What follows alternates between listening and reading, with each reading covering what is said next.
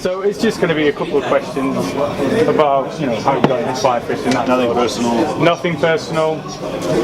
Unless you want to divulge anything personal, feel free. Well, the world. okay, maybe not. Well, we'll see how we go. If I really relax, you know, then maybe some personal the further stuff. you get down through that. We're just going to turn that glass around because we don't want any incidental branding. Yeah, that's it. Yeah. Good thinking. Thank you. Right. So if you could just introduce yourself and let us know how you got into the whole scene of fly fishing, fly tying, that sort of thing. Yeah. So I'm Keith Wallington. I've been fly fishing since I was 6 years old. My dad was a fly fisherman for about a year or two around that age. He gave up, and luckily I got a whole lot of tackle for free. I didn't have a driver's license for 10 years after that, so I had to find other people to get around. This was in South Africa, so I had to go quite a distance for the fishing. But yeah, so I've been fly fishing a long time. Started fly tying a few years after that. Very interested in imitative kinds of flies. I like to fish for fish with patterns that imitate their real food source rather than the attractor stuff. Yeah, it's consumed a large part of my life. Right. So what's the thing that actually sort of makes you stick to the scene of fly fishing, fly tying? What's the thing that keeps you in it? I think it's a curiosity of how nature works, and I think coupled with that there's just a boyish interest with catching fish. You know, children love to catch a fish; it's just so exciting, and that's never really left me. And I think it's relaxing. I think it's a mixture of using your mind and your body at the same time when you're casting to create something that looks like a real insect or a real fish. When you're tying a fly, it's just so exciting. Right. So, what's your first memory from fly fishing?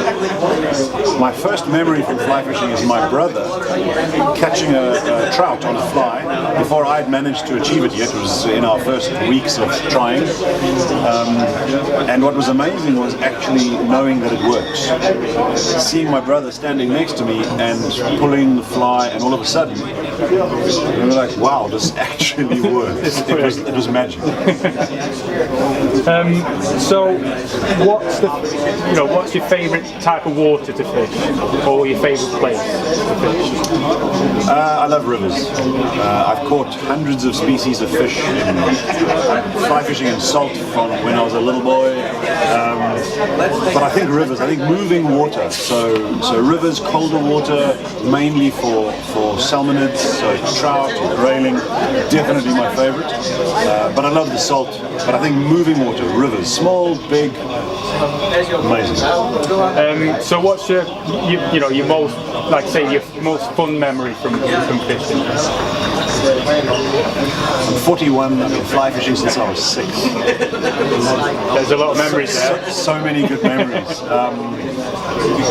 I think just a few years ago I was fishing in Slovenia, and a recent great memory was fishing really small CDC patterns on the surface that I really enjoy, and just getting those drifts perfect for really difficult graylings, and working a fish at a time, and those fish were eventually succumbing, and I was eventually catching them. Just a real sense of solving a puzzle. I think that was fantastic a few years ago. So what's your biggest fish on a fly rod? My biggest fish in weight on a fly rod is 38 pounds. Is it? No, it's bigger, sorry. Tarpon, probably around 100 pounds, which is not necessarily a very big tarpon, but then catfish, African sharp-toothed catfish, 38 pounds on a 6-weight fly rod. That was pretty big, a long time ago now.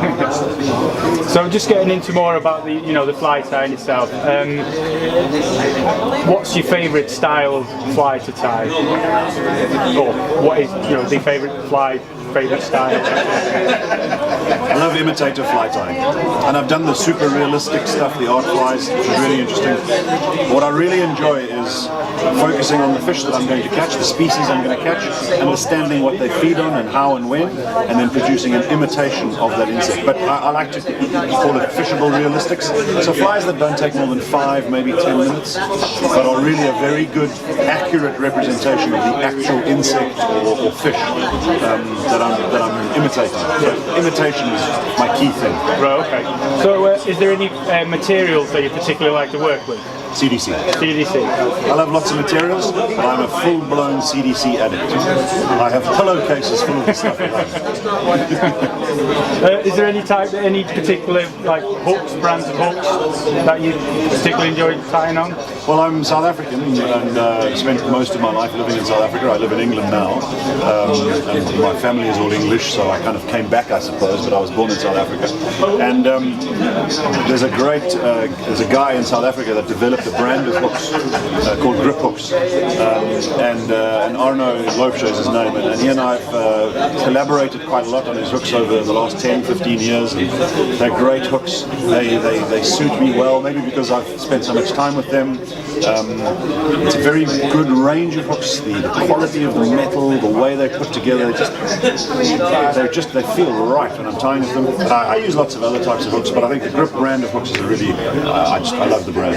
And it's owned by a South African guy, which is quite nice. There you go, a little bit close to the heart. So I take it you've been to quite a few fairs and things, you know, around everywhere. What do you particularly like about the British Fly Tying Fair? I haven't done this show for 8 years. The first time I did it was I was still living in South Africa, and I flew here for this fair just because of the super realistics that people wanted to see. I love spending time. It's a community, you know. Just the fly tyers, you meet so many people that become friends, and I haven't seen some of these guys for a long time. Bffi is great because it's the biggest one in the UK. It draws a lot of people from England and surrounds as visitors, but from a fly tyer's perspective, it brings people from the US, from Europe, from the UK. So it's so exciting to, you know, I was saying to somebody earlier today, you arrive expecting to demonstrate some flies, but you see what so many other people are doing, and it's so exciting. I want to spend my day experimenting with the new ideas. So, but Bffi is fantastic. It's the biggest one here in the UK. It attracts so many people, so you see so many different types of things happening, and it's a great group of people. We have so much fun. Are there any fly ties in particular that have sort of inspired you a lot, or you know, your favourite tyers or things through the years?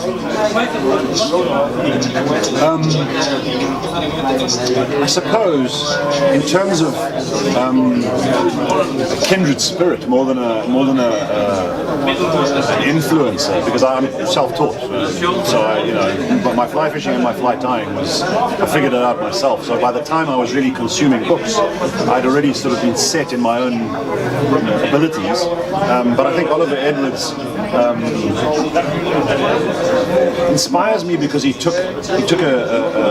really committed to imitation and a realistic approach, regardless of what other people were doing with the tractor patterns, and he really applied his mind to the science of let's take that insect, let's figure out how to imitate it, which was not so much an influence on me because I'd already been doing it, but to see somebody else doing it and doing it so well was fantastic. And another guy is Paul Willock, who we don't see around that much anymore. But Paul is a pure art fly guy. He just does art flies, and he'll take him 75 hours to tie one stonefly number. But just that commitment to perfection is a great influence. And then, you know, Lefty Cray, Dan Blankton, Bob Clauser, just guys that had a really simple idea that worked so well. So what would you say to people that are thinking about, or maybe just a little bit curious about fly fishing, you know, to get them sort of into it? What would you say to them? I think, you know, and this is probably said by a lot of people, I think a lot of people think that fly fishing is difficult. There's a lot of mystery about it, and you've got to somehow have some DNA that other people don't have to be able to do it. It's rubbish. It's really easy. It's like everything else, you know, on earth. With enough time and enough thought, you'll be great at it. And I I think tackle is so cheap these days relative to when I was growing up. It's so accessible. There's so many books. The internet is so full of information. Just do it and email people. You know, talk to them because everybody wants to help novices. Yeah. So just get stuck in, do it. Do your own thing. Don't be worried about the professionals. Don't be worried about wrong or right. There's no wrong. Just do it. And just a final question then. Do you think the use of jungle cock is good, or do you think that's just dicking about? I love cock. I am such a fan of jungle cock. I've been tying salmon and sea trout patterns for only 9 or 10 months now, and even though I don't really understand why jungle cock is such an important material, you know, when you look at a fly, sea trout patterns, salmon patterns, they just look so much better with cock. Thank you. Thank you very much. Appreciate that.